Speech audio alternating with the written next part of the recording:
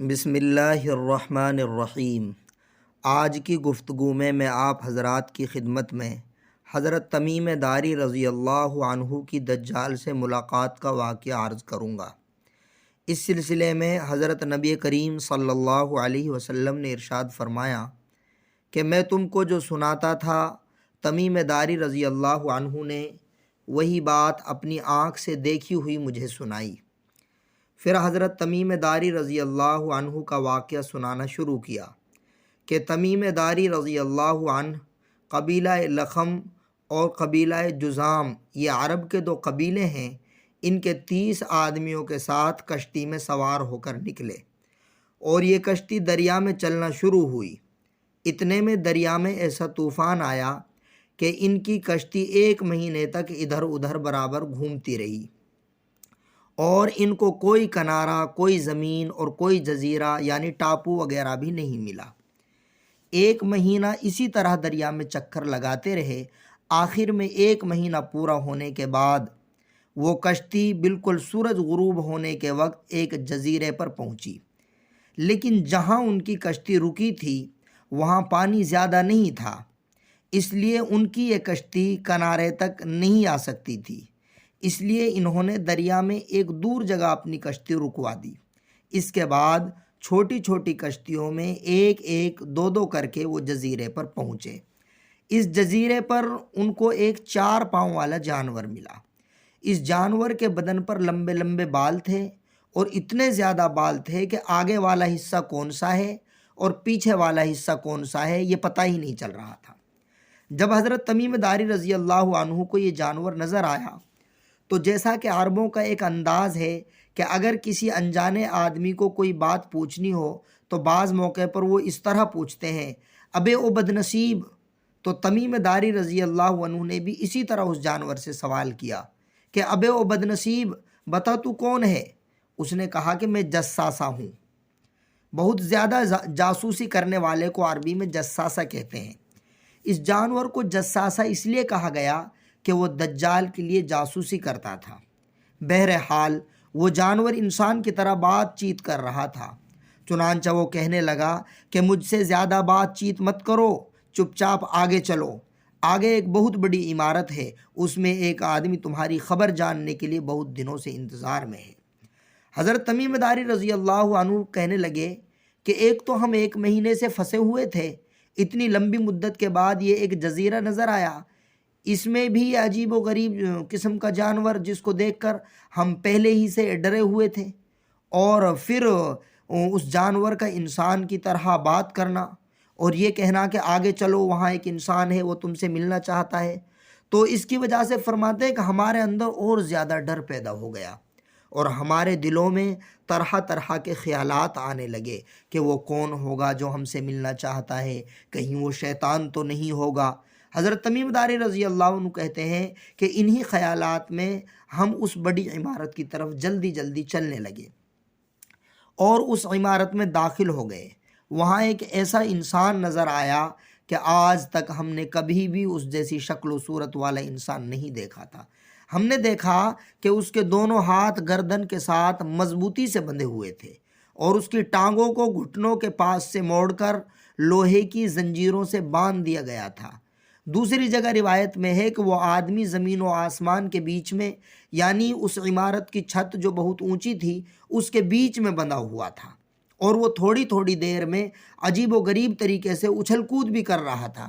حضرت تمیم داری رضی اللہ تعالی عنہ کہتے ہیں کہ ہم بڑے حیران و پریشان ہوئے کہ یہ کون ہے۔ چنانچہ ہم نے اس آدمی سے پوچھا کہ تیری بربادی ہو، بتا تو کون ہے؟ وہ کہنے لگا کہ جب تم یہاں تک آ ہی گئے ہو تو تم کو میرا حال بھی معلوم ہو ہی جائے گا، لیکن پہلے تم بتاؤ تم کون ہو؟ حضرت تمیم داری رضی اللہ عنہ نے کہا ہم عرب کے لوگ ہیں، ہم کشتی میں سوار تھے، اچانک دریا میں طوفان آیا اور اس نے 1 مہینے تک ہماری کشتی کو دریا میں گھمایا۔ آخر کار دریا کی موجوں نے 1 مہینے کے بعد ہم کو اس جزیرے پر لا کر اتارا ہے۔ پھر اس بندھے ہوئے آدمی نے دوسرا سوال کیا کہ بیسان کے بارے میں مجھے کچھ بتاؤ، وہاں اس وقت کیا حالات چل رہے ہیں؟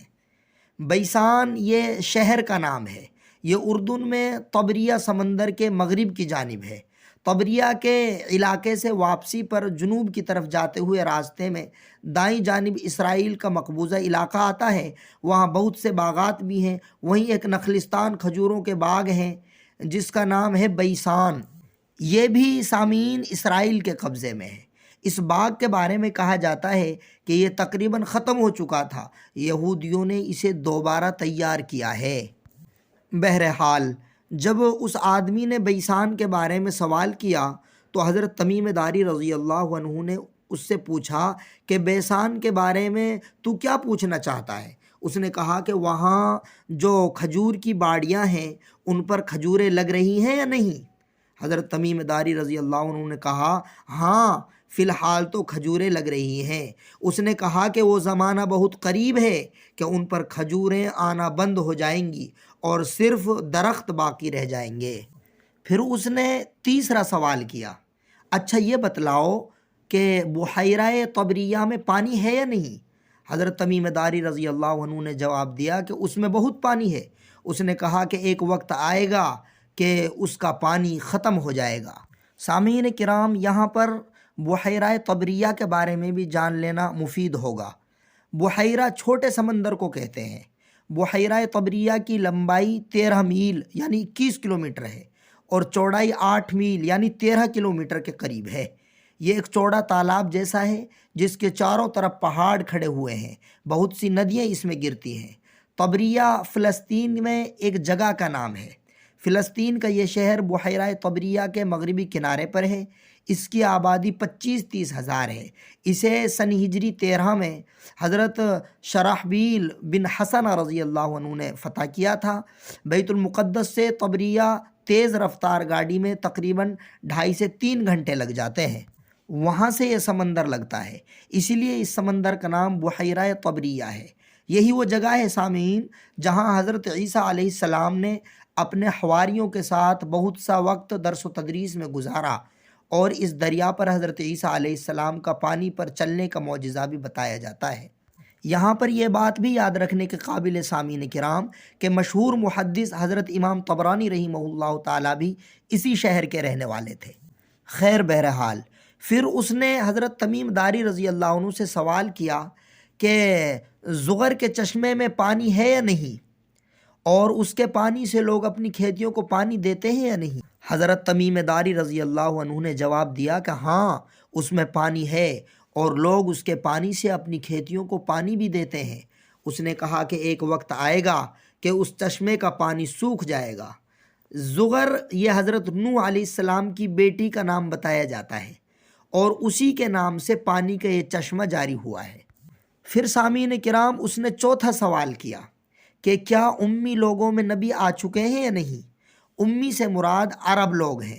قرآن میں خود اللہ تعالیٰ نے یہ فرمایا ہے هُوَ الَّذِي بَعَثَ فِي الْأُمِّيِّينَ رَسُولًا مِّنْهُمْ يَتْلُو عَلَيْهِمْ آيَاتِهِ وَيُزَكِّيهِمْ وَيُعَلِّمُهُمُ الْكِتَابَ وَالْحِكْمَةَ وَإِن كَانُوا مِن قَبْلُ لَفِي ضَلَالٍ مُّبِينٍ۔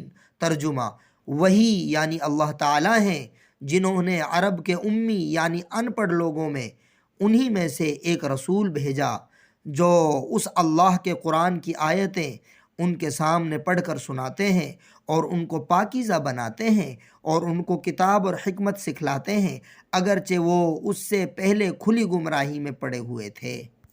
تو اس کے سوال کے جواب میں سامعین کرام حضرت تمیم داری رضی اللہ عنہ نے جواب دیا کہ ہاں امیوں میں نبی آ بھی گئے اور مکہ سے مدینہ کی طرف ہجرت کر کے تشریف بھی لے گئے۔